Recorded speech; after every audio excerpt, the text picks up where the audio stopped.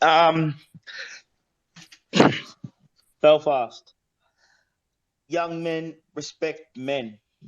They respect men first and foremost. And it's not your choice whether you cut off your relationship with him or not. That's his choice. That's not your choice. Your choice is to be his mother until he says, "I'm I'm ready to leave," and it will break your heart. It will break your heart, but it has to be done. Okay, you want to change transgender. You want to do that trans thing, right? And what I'm saying is that male and female, they go to a different level of violence. A man can turn, a man can conjure a level of violence that a woman probably could not. And I'm not being sexist or nothing like that. I'm just saying that's how it is, straight out.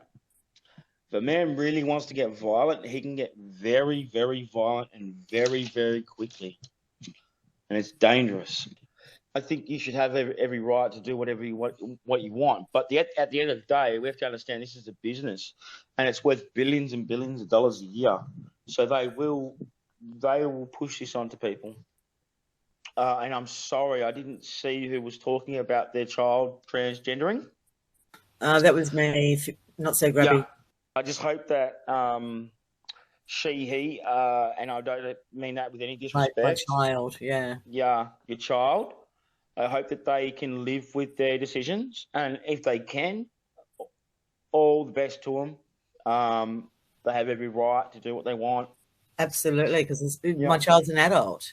I don't know if you guys have got LinkedIn, but if you created like a LinkedIn account, well, some time ago, it would always prompt you every time you LinkedIn, put in your pronouns, put in your pronouns. Like, it's like, I think, I feel I don't need to put in my pronouns. If you look at my photo, I think it's quite clear that I'm a man. I think if you talk to me and you know me, I think it's quite clear that I'm a man. I don't need to put my pronouns in there because what I feel like it does is it does a disservice to those individuals who legitimately might wish to, who legitimately need to use pronouns for the purposes of helping others understand what gender they identify with, right? And so if you're a trans person and you have a certain pronoun, I'm I'm like, okay, I'm fine.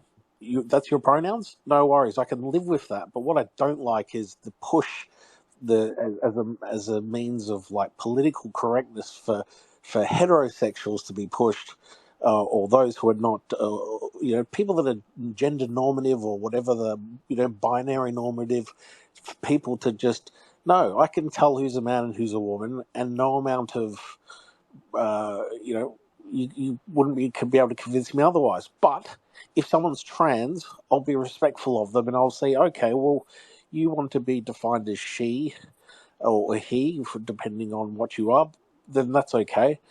Ari, so put aside all of that, and we know where society's going. To you, what is a man? Uh, And I mean, to the quality of a man. the So, social qualities of a man? yeah, Sure. I think the social qualities of a man is is family before self. It's my job as a male to be a provider, be a protector, um, be a positive influence on my future family. I don't have children, but my future kids' lives. It's to be provide masculine emotional support. It's to raise my family with the assumption that they're heterosexuals, and give them advice accordingly.